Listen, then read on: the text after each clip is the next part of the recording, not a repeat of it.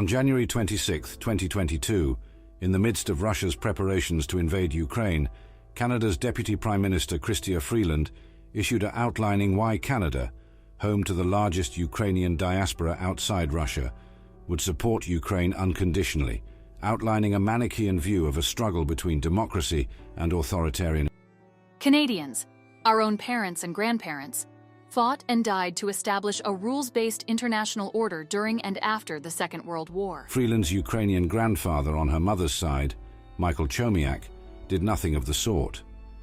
During the war, he edited Krakivsky Visti, a Nazi propaganda rag in occupied Krakow that was printed on a press from a Jewish newspaper. Freeland, of course, is not her grandfather, nor is she responsible for his actions. But she is responsible for bringing him up at every opportunity to portray him as a liberal Democrat who profoundly influenced her politics. My maternal grandparents fled Western Ukraine after Hitler and Stalin signed their non-aggression pact in 1939. They never dared to go back, but they stayed in close touch with their brothers and sisters and their families, who remained behind, she wrote in a 2015 essay for the Brookings Institution titled, My Ukraine. For the rest of my grandparents' lives, they saw themselves as political exiles with a responsibility to keep alive the idea of an independent Ukraine, which had last existed briefly during and after the chaos of the 1917 Russian Revolution. That dream persisted into the next generation, and in some cases the generation after that. A Toronto Star from 2015 described Freeland's grandfather as a lawyer and journalist who fled Western Ukraine after the Soviets invaded, while conveniently ignoring the nature of his journalism.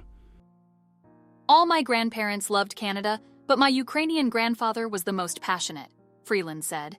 She used the occasion of Black Ribbon Day, which perpetuates a false equivalence between Nazism and communism, to tweet a loving tribute to her maternal grandparents. They were forever grateful to Canada for giving them refuge, and they worked hard to bring freedom and democracy to Ukraine.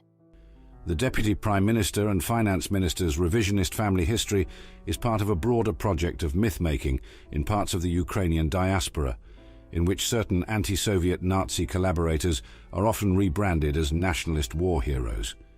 In Edmonton, where Freeland was raised, there are two monuments commemorating Ukrainian Nazi collaborators. A bust of Roman Shukovich, who massacred thousands of Jews and Poles, has stood outside the Ukrainian Youth Unity Complex since the 1970s, in addition to a monument to the 14th Waffen-SS Division, which was celebrated in the pages of Krakivsky Visti at a local cemetery.